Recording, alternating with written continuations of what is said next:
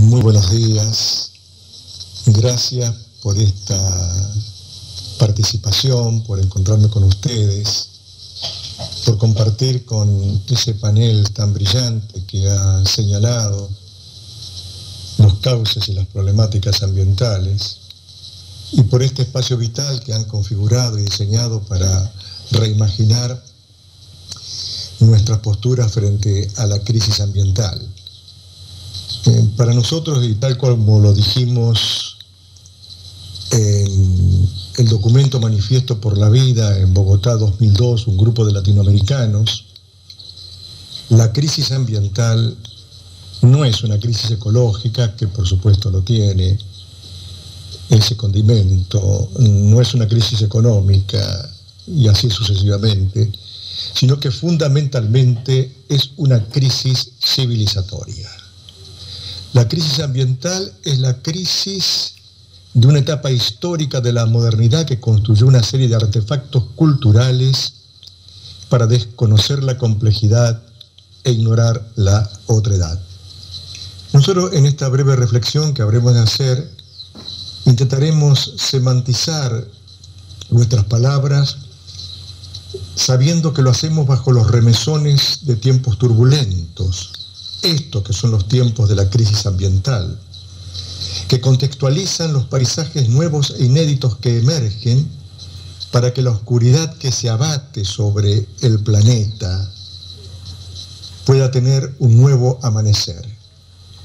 El tema ambiental, la problemática ambiental, apareció como algo visible en la superficie de la problemática social y cotidiana allá por la década del 70, más precisamente en 1972, donde se produjeron dos acontecimientos: la cumbre convocada por Naciones Unidas en Estocolmo sobre medio ambiente humano, y el documento de un grupo de empresarios que se constituyera por el 68, conocido como el Club de Roma, documento que finalmente toma el nombre de los límites del crecimiento. Este concepto de límites es la primera vez que aparece en el imaginario de la reflexión y el pensamiento científico y del económico en particular. Por eso nosotros insistimos tanto en que la crisis ambiental y la manifestación de esa crisis en los emergentes regionales, ahí en la región de la Patagonia, en Río Negro, acá en el litoral, o en China, por ejemplo, donde el río Yangtze-Kiang, el río amarillo, uno de los lugares donde apareció la revolución neolítica y la escritura, hace 10 primaveras que no desemboca en el Océano Pacífico. Ahora, ¿qué ha pasado con este fenómeno en donde el conocimiento de una etapa histórica llamada la modernidad se especializó en sobreeconomizar a la vida, caracterizando su accionar en un fenómeno de descuartizamiento científico de las civilizaciones, de la naturaleza y de un historicismo a discreción? Me voy a detener un rato en esto, sobre todo porque me parece importante hablar de un concepto clave vinculado a la crisis ambiental, que es el concepto de colonialidad.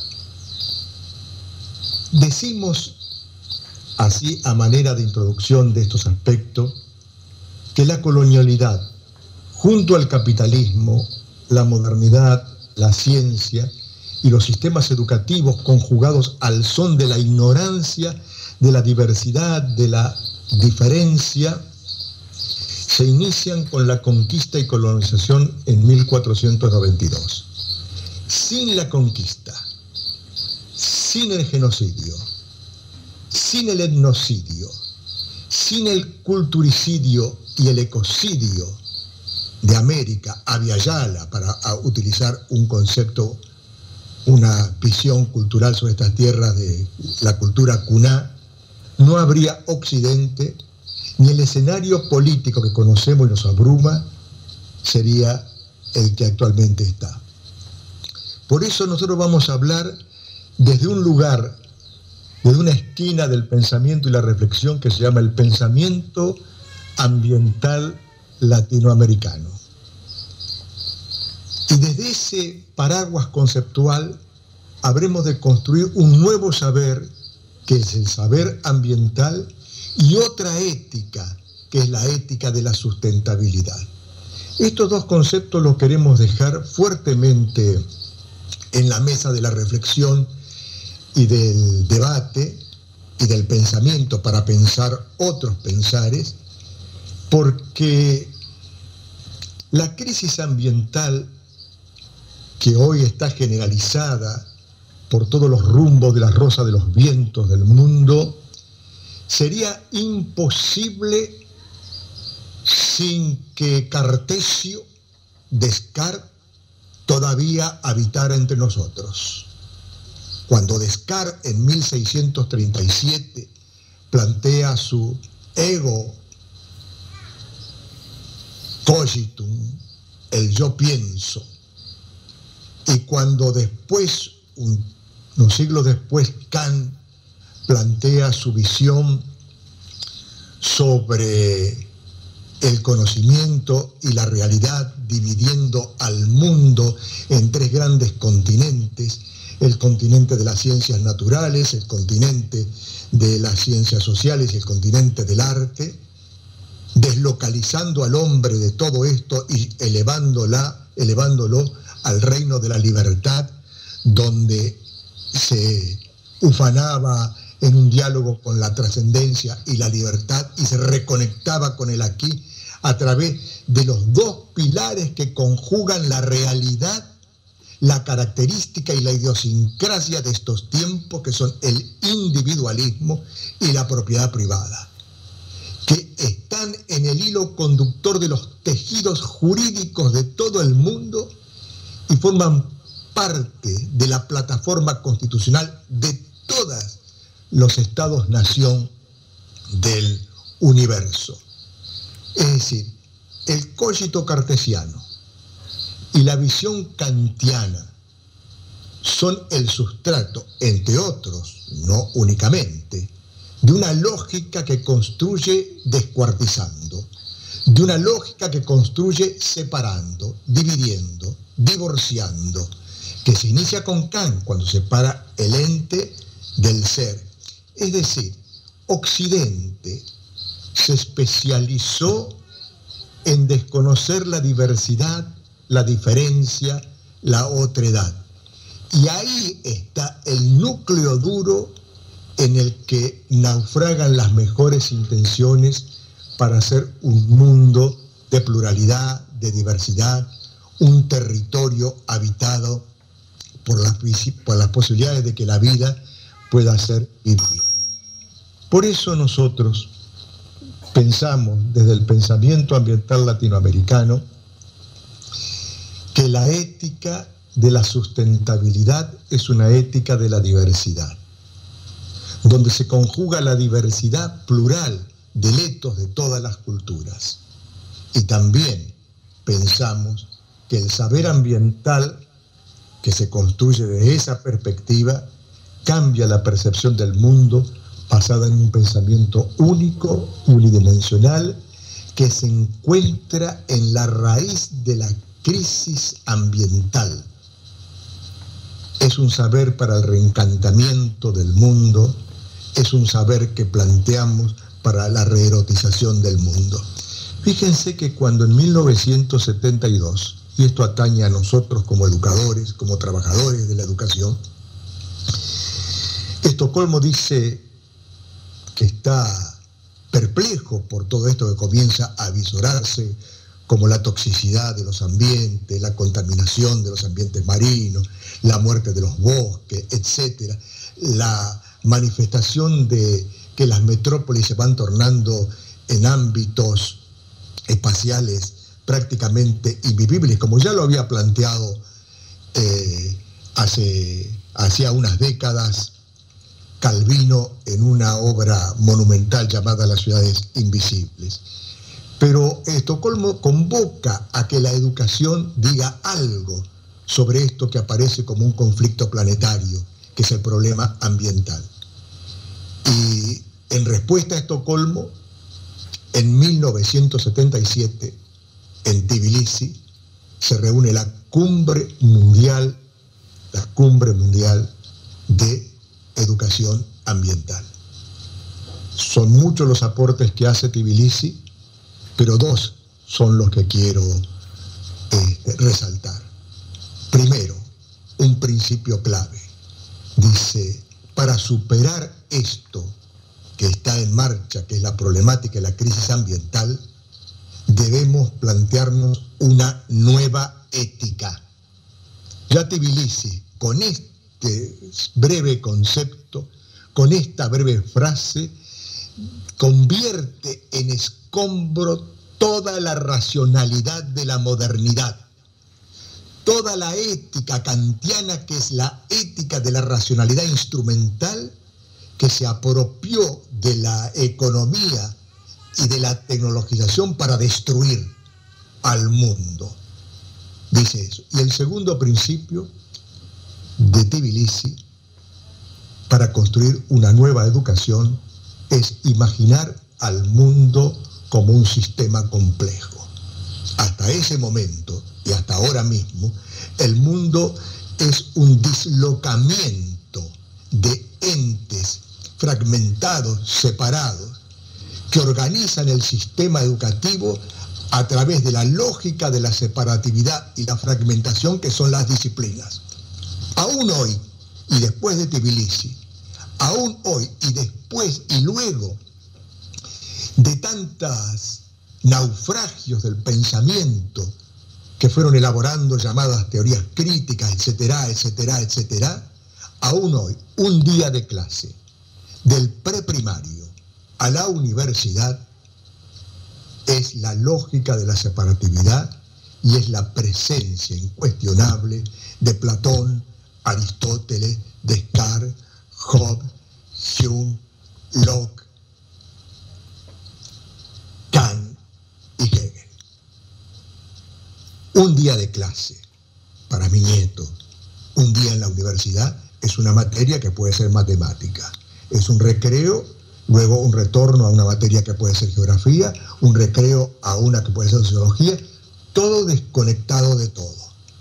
Y más allá de las buenas intenciones de los trabajadores de la educación por plantearnos un trabajo interdisciplinario, esta lógica que subyace como un ritual cotidiano a la construcción de conocimiento, coloniza el pensamiento, coloniza los cuerpos, coloniza la realidad e impone el fragmento, la lógica del fragmento y la separatividad y la externalización como forma de construcción del conocimiento, el desconocimiento de lo otro diferente. ¿Qué es la naturaleza? Externalizada, lo que está allá afuera. ¿Qué es mi propio cuerpo? Una máquina, es la metáfora maquínica de la modernidad. Mi cuerpo es una máquina, no es naturaleza. A veces cuando uno va al médico y tiene un problema de estrés y cansancio, le dice al médico, ¿por qué no vas unos días a la naturaleza, a la montaña y al mar? Y uno le debiera responder al médico, pero ¿cómo voy a ir a la naturaleza si yo soy naturaleza? Es decir, porque la lógica de la modernidad nos ha desespacializado, nos convirtió en una abstracción. Tenemos una temporalidad, somos habitantes del siglo XXI, de esta etapa crepuscular de la modernidad. Pero ¿cuál es nuestro espacio?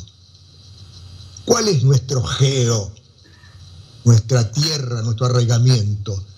Sabemos, y esto es lo que se ha ocultado en esas tinieblas penumbrosas que ha impuesto la colonización del pensamiento de la modernidad y la filosofía de la modernidad, la filosofía racionalista.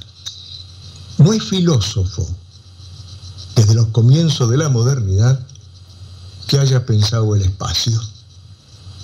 Y todas las disciplinas que tienen el espacio como constructo para pensar y construir conocimiento, llámese la geografía, una disciplina que no sirve para nada, llámese la sociología, el urbanismo, no pueden tener una relación filosófica sobre el espacio como tienen una filosofía sobre el tiempo. ¿Y por qué la modernidad no construyó una filosofía del espacio? ¿Por qué no hubo pensamiento filosófico sobre el espacio? Porque el espacio para la modernidad es el mercado. Ahí arraigamos, ahí nos identificamos. No hay diferencia entre esa espacialidad desespacializada de la modernidad a uno de los templos de esa concepción espacial que hoy puede ser un shopping center. En definitiva, entre todos los templos hoy para imponer el consumismo, diríamos que el shopping center, los centros comerciales, son los más democráticos de todos. Porque en el shopping center todos perdemos. Entonces, miren, y con esto quiero terminar. El desafío que tenemos para confrontar con la crisis ambiental pasa por la subversión epistemológica. No puede haber una ideología de izquierda con una epistemología de derechas. Nosotros podemos decir, no puede haber justicia ambiental sin una previa justicia epistemológica. Por ahí pasa para nosotros el desafío fundamental. La falacia del eurocentrismo habita cotidianamente, inclusive dentro de los pliegues de las mejores buenas intenciones. Todos los días en nuestras escuelas se enseñan que las fases, las etapas históricas, el paleolítico, el neolítico, la edad antigua, la edad media, la edad moderna, la edad contemporánea. ¿Y esto qué es? Falacia hegeliana, mentira. ¿Cómo va a haber una etapa medieval si el medioevo fue solamente un proceso histórico que se desarrolló en una pequeña parroquia o barrio del mundo que eran 4 o 5 países de lo que después fue Europa Occidental? Acá en América Latina no hubo feudalismo colonial. Ya lo planteó un gran pensador en el Congreso de Filosofía en Buenos Aires en 1949, un filósofo marxista, cuando plantea de lo que hubo siempre en América fue un capitalismo mercantil.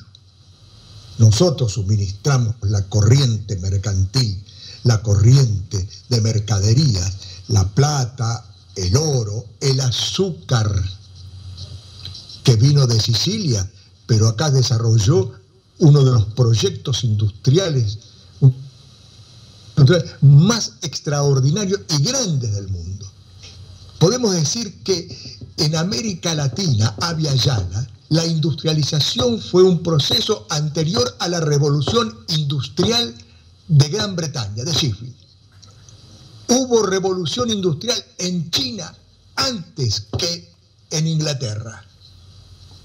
No es cierto lo que dice Hegel, no es cierto que el proceso civilizatorio le da una espacialidad ficticia que nos confunde en la visión de la desespacialización. No es cierto que se desarrolló de Oriente a Occidente, que nace en China, que pasa por la India, que luego pasa por acá, que llega a Grecia, que se entroniza como el espíritu absoluto en la Germania, en esa región de Europa Occidental, y ahí alcanza el Estado su visión definitiva. Principio y fin, dice Hegel. No es cierto. Y da después una metáfora que es una de las afrentas más fenomenales a la dignidad humana, cuando plantea que este es el Estado. Todos los demás no tienen ningún derecho. Rex Tros. Ningún otro Estado tienen derecho, salvo nosotros, que está habitado por el Espíritu Absoluto. En realidad, y como dice Samir Amin, entre otros pensadores, el proceso de desarrollo histórico fue a la inversa de lo planteado por Hegel. Fue el primer Estado, dice Samir Amin, no el moderno, por supuesto, pero Estado, es Egipto. Después pasamos a la India, Mesopotamia y China, y de ahí se habita América. En realidad, no quiero avanzar más sobre esto, simplemente es un saludo que queríamos hacer. Es una convocatoria a pensar el pensamiento ambiental latinoamericano, un pensamiento que para pensarse construye un concepto clave, que es el concepto de ambiente. El ambiente en primera instancia fue tomado como un concepto que articulaba, unía a las disciplinas fragmentadas y centradas todas con un objeto diferente, autónomos de conocimiento. Después hablan de incorporar para construir conocimiento ambiental, la dimensión ambiental, y hay en la pedagogía una cierta metodología de transversalización de lo ambiental para construir un saber interdisciplinario. En realidad no es así. El ambiente para nosotros, desde el pensamiento ambiental latinoamericano, es la expresión de todo lo que fue desterrado por el conocimiento de la modernidad. Y lo que fue desterrado por el conocimiento hegemónico, homogeneizante, patriarcal, machista y blanco de la modernidad insustentable fueron la diversidad, la diferencia, la complejidad, la incertidumbre, la interconexión, la interdependencia. Esos desterrados vuelven al escenario para confrontar con la crisis ambiental y configuran, diseñan la fragua epistemológica con el aporte de la revolución científica contemporánea, entre otros, la ley de la entropía, segunda ley de la termodinámica, la relatividad, la física cuántica, las cosmovisiones de los pueblos originales, sus filosofías, como el Suma Camaña, el vivir bien Aymara, o el Suma Causay, el buen vivir quechua, o el Ibimarae, la tierra sin mal de los guaraníes. Yo estoy aquí frente al río Paraná. Es una voz guaraní, el padre de las aguas. Hace 2 meses el río Paraná alcanzó un pico decreciente extraordinario. Entonces, todo el mundo, desde los medios de difusión, inclusive también desde ámbitos académicos, a partir de la consideración de las estadísticas que todos los días recibíamos de los encargados de medir el crecimiento del río, que en tal lugar está 405, en Rosario 425, en San Nicolás a tantos puntos, es decir, una especie de demolición de la comprensión por la cuantificación de la inundación. La cuantificación, la estadística, la matematización es uno de los resortes de la dominación del conocimiento fragmentario de la racionalidad instrumental. Entonces todo el día repetíamos que 2 metros más, que 5 centímetros menos, sufre la racionalidad instrumental como el capitalismo sufren de cuantofrenia. Esa es su patología, son cuantofrénicos. Y en realidad la pregunta que había que hacerse ante el crecimiento desmedido del río Paraná en el mes de julio era una pregunta ontológica. Y la pregunta era, ¿por qué este ser, el Paraná, está crecido cuando históricamente, desde el punto de vista meteorológico, geográfico, geológico, debía estar en su época de estiaje, de menor caudal? ¿Qué es lo que lo tiene crecido cuando debe estar muy bajo? El cambio climático. El cambio climático no es otra cosa que la manifestación de la intervención del conocimiento sobreeconomizado e hipertecnologizado de las ciencias clásicas de la modernidad insustentable, que con su afán de voracidad por lograr beneficios inmediatos ha destruido y desterritorializado a la naturaleza, pero también ha desterritorializado al cuerpo del ser, mi cuerpo, en el afuera y en el adentro. La toxicidad del pensamiento moderno es la catástrofe que se manifiesta en la multidimensionalidad de conflictos ambientales que estamos padeciendo. Todos, cada uno, del más grande al más pequeño e interior cotidiano que uno pueda tener. De ahí que para reimaginar tiempos en donde la vida pueda ser vivida en la radicalidad de su diversidad, de su diferencia, en una radicalidad de la diversidad de la vida cultural que, conjugada con la vida natural de los ecosistemas, generen pluralidades de modelos de desarrollos y sustentabilidades.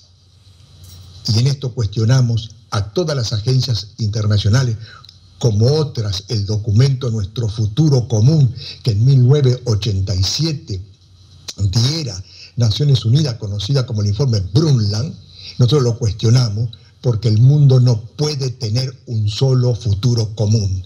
Deberá tener tantos diversos futuros comunes como diversidades culturales hay que se ponen en contacto con diversidades naturales.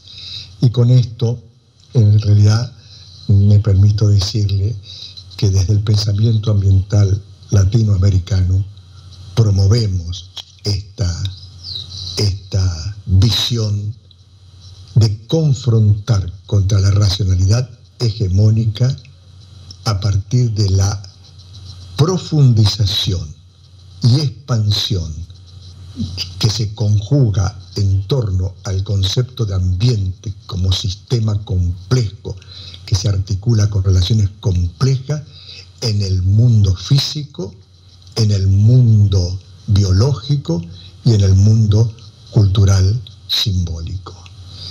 La racionalidad ambiental es la racionalidad de seres que creen en la radicalidad de la diversidad. Desde ese punto de vista podemos plantearnos la idea de la interdisciplinariedad. No puede haber, y en esto trabajadores de la educación tenemos que reconocerlo para desmontar estos artilugios neblinosos que nos han impuesto como metodología de trabajo muchas veces, no puede haber interdisciplinariedad con lógicas disciplinares feudales. La interdisciplinaridad no es una relación entre disciplinas que saben algo, sino que la interdisciplinariedad es una relación que se construye a partir de las ignorancias disciplinares.